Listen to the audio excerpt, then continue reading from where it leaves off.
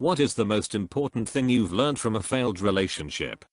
Not all the people in your life will like the person you're with, but if a majority dislike that person, there's probably a good reason why. And, conversely, just because everyone likes the person you're with doesn't mean they're the right one for you. So true. I got married much older. I decided that, if a guy couldn't win over my dog's two friendly poodles, there would be no relationship. My husband won the dogs over early in our relationship, and managed to win over the parrot as well. Some parrots bond with just one person, and don't want to interact with anyone else. If you've got pets or kids in your life, pay attention to their reactions to the person you're dating. Maybe the bond is slower in developing, or maybe they're sensing something that worries them. You need to be aware, so you can watch for potential warning signs. But that sounds like the opposite of what Op said. I learned not to give myself to someone that will not fully give themselves to me. Met a woman nearly 7 years ago, we hit it off very well in every way possible. Then, 2 months in, she reveals that she's married, and is telling me, only because her GFs say she has to. Yeah, I know. Would I have ever found out, if not for that? And what does that say about her? She promised 4 years to take care of that little issue, but hasn't done diddly, and continues to be joined at the hip with her ex, emotionally and financially, although physically separated. Basically, I'm done. I was most certainly the fool for allowing this to happen and continue, as long as it has. Like so many have said before, I'm better off starting over with someone else than continuing to play a role in this insane movie. Some lessons take a very long time to learn. Don't love blindly. We were actually happy for the first year, but after that he started to cut me out from my friends and family. I was constantly over at his house. We only went out with his friends. But my dumb self thought that every one of my friends was jealous, so it was okay with me to only do things with his friends. Fast forward to the end of the relationship. After the breakup, his friends, who I thought were also my friends, picked sides with him and cut me off. So I had, and still have 3 years later, no one of my friends left. I really regret this relationship. I was young, dumb and totally blind. I threw away my teenage years for him. Never went drinking, clubbing etc. in this time. That I may really be meant to be single, and not saying it in a sad or pessimistic way. I get that. At the end of the day, the idea that you need a significant other is arbitrary. I feel the same way. Like, I can easily get a partner if I wanted to, but I feel like I'll be better off by myself. I don't mind being alone at all. It's peaceful and no drama of any sort. Sometimes all you need is yourself as company. Here. At first I thought it was the wrong moment to date, insecure, things like that. Now I enjoy going out and the occasional date, but not feeling the urge to settle. You have to pick your fights. My ex and I were so stubborn about pretty much everything go, probably especially about the littler things, and after a while that broke us, I think. When we weren't arguing about something, it was like we were walking on eggshells, trying not to say or do the thing that would launch us into the next fight. I definitely learned that while you're never going to always agree with the person you're with, you should really make an effort to only fight over things when they really matter. If you take a step back and really think about things before you start screaming, I think it'll help. That I was the toxic one. My prior before that was emotionally abusive. I entered in this new relationship and basically took it out on him. After we inevitably broke up, I learned so much about myself and who I need to be going forward. I basically had to reset my brain and unlearn every toxic behavior I had acquired over the last 4+ years. The guilt will probably be forever burned in my brain, because I never really got closure with him. Probably don't deserve it. But at least I know I'm 100% a different person than who I was back then, and that is enough. You cannot change someone who is not ready to learn. They must be willing. Not only willing, but have to actually put the effort as well. It's one thing to want something, and different to actually do something about it. I understand. But what about people who are willing and trying their best, yet it's just hard for them, as in it being a genuine difficulty due to maybe being used to solitude, heartbreak, or detachment? Nobody said it's easy, and trying their best is already doing something. Lately, giving into my fears and running So I do not recommend that. Not when everything is going great and you're feeling safe, secure, at peace, etc. Don't ever let a trigger from your past ruin it all for you. I didn't even know mine would hit until it did. Lost something precious. So I guess what I learned lately is that no matter how well you think you've dealt with something from the past, sometimes it comes up to bite you hard, and if you don't pull back and fight through it, you'll lose something amazing.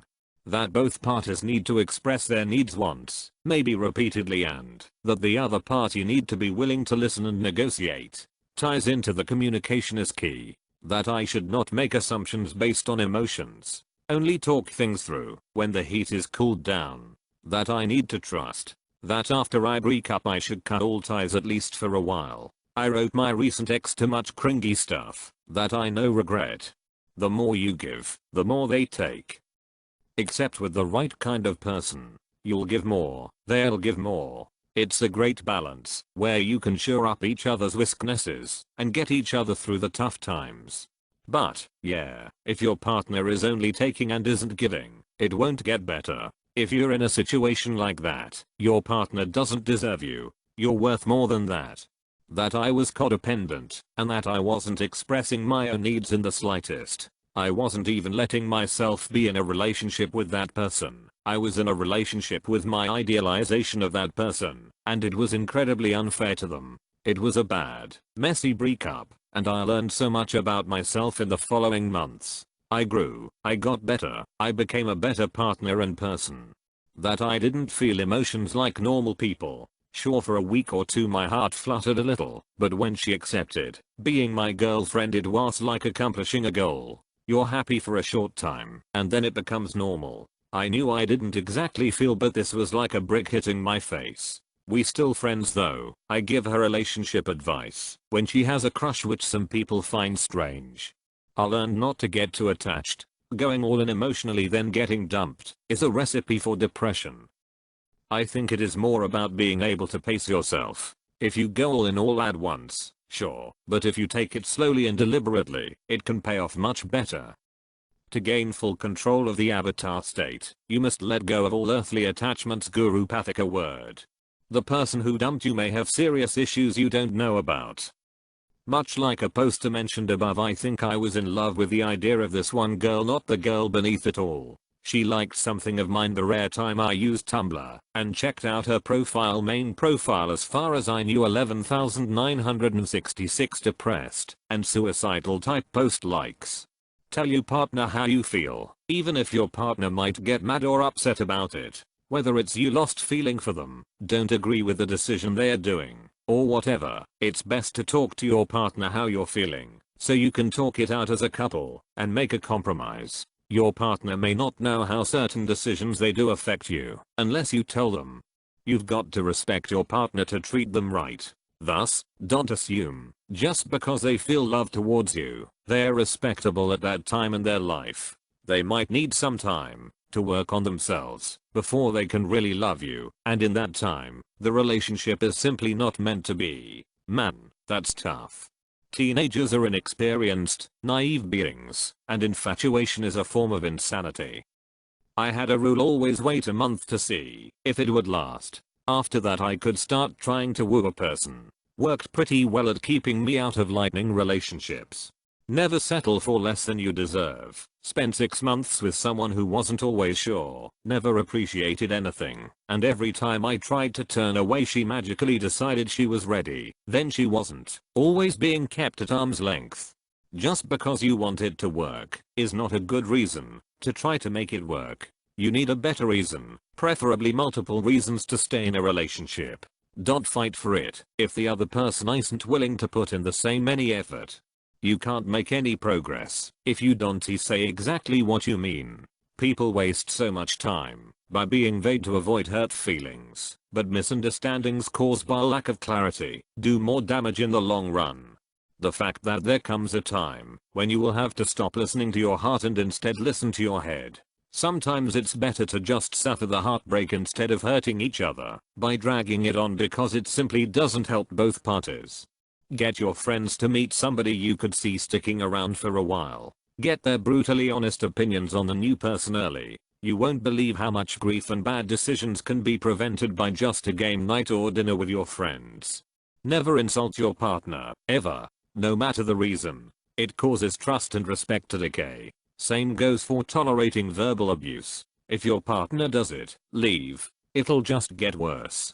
Say I'm sorry. Even if it isn't your fault, if that will help you move on from whatever the problem is, say I'm sorry. Very important, but don't be the only person in the relationship who apologizes. Realize that your desire to stay with some people is because you think it's better than being alone. Often that is simply not true. Yep, you will be far happier alone than trapped in a bad relationship. Set boundaries, and do not move those boundaries until you are comfortable to do so. Communicate often. Don't sit passively by. If you suspect you're being cheated on, talk to them. That I had to change the thing about myself, that both attracted and stayed with an abusive man. Also, that as lonely as being alone is, being in a bad relationship can be that and worse. That it's not the end of the world, and things get better. Then every other little setback you may face, you know you'll get through it, since you survived the failure of that relationship. Don't depend on one person for all of your happiness. You should be happy being with your partner, but you shouldn't depend on them for making you happy. You gotta make yourself happy. You don't really know someone as well as you think you do. It honestly takes years to truly know everything about a person. People show their true colors over time.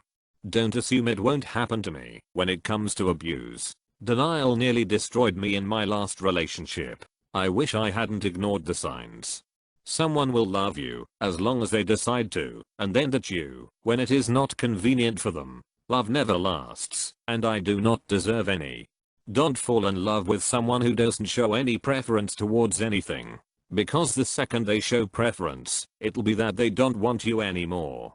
It doesn't matter how hard you try, how much you love someone, if they don't want to be with you, they won't. Learned this the hard way with my dad.